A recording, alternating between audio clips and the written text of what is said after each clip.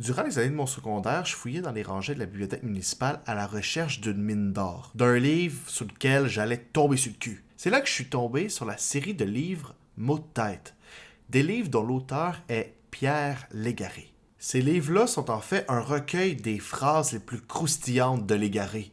Des phrases très courtes, mariées à des questionnements philosophiques de l'humoriste. Dans ces livres, j'y ai lu des phrases comme « S'il n'y a pas de trou dans tes chaussettes, tu peux pas les mettre.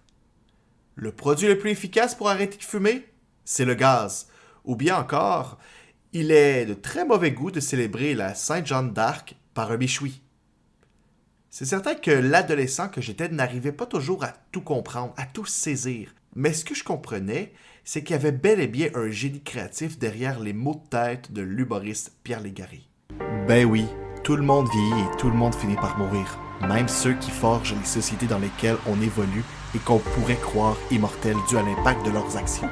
Avec les épisodes hors série, Entretien avec l'histoire fait un bref retour sur les vies de ces grands disparus.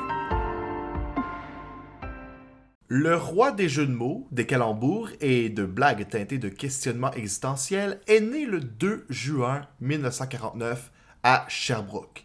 Il a fait des études classiques au séminaire de Saint-Jean à Saint-Jean-sur-Richelieu avant d'obtenir un bac et une maîtrise en psychologie à l'université de Sherbrooke.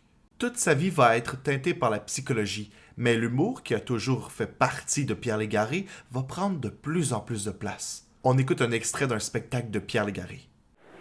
Les noms de compagnie, les marques de commerce, il faut que ça soit des noms auxquels on s'attend. Sans ça, on n'ira pas. Chez Tigil, dépanneur, on est prêt à y aller. Chez Tigil, gynécologue.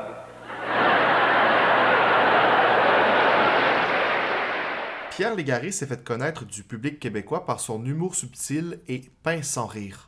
Il se posait des questions sur la vie et sur le pourquoi des choses, mettant toujours le doigt sur les absurdités du quotidien et à critiquer notre société de consommation avec une dérision qui lui était propre.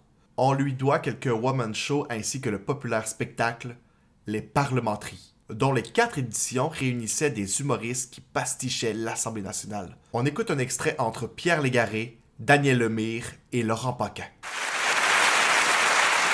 Monsieur le Premier ministre, je vous invite à poursuivre la composition de votre cabinet. Tout à fait. Alors, nous allons passer maintenant à l'ancien ministre de la Justice, qui devient le nouveau ministre de la Santé. Hein? Ça veut dire que je vais être pogné avec le chum? Oui. Ne parle pas de ça. Non, mais ça va avoir beaucoup plus de chances de trouver un médecin de famille. Alors, le nouveau ministre de la Santé, Laurent Paquin. La parole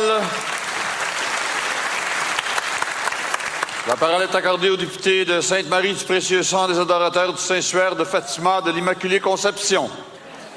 Est. Ben, tout d'abord, Monsieur le Président, je tiens à remercier mon Premier ministre. Hein? On dit souvent que dans la vie, l'important, c'est d'avoir la santé. Mais je pensais pas que c'est moi qui l'aurais aujourd'hui. Pierre Légaré, toujours efficace, concis et si comique, est décédé à Saint-Jean-sur-Richelieu le 5 octobre 2021, entouré des siens et de manière paisible. Le balado se termine bientôt, mais je voulais conclure le tout avec une phrase de Pierre Légaré. Les fusées spatiales, ça coûte des centaines de millions et il n'y a même pas de klaxon.